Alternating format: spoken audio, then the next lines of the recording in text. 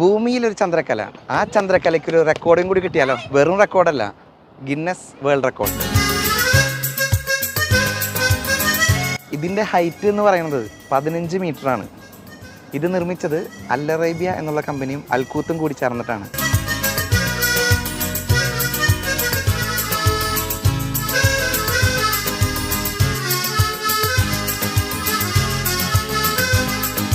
ഇത് world largest illuminated steel crescent ആണ്.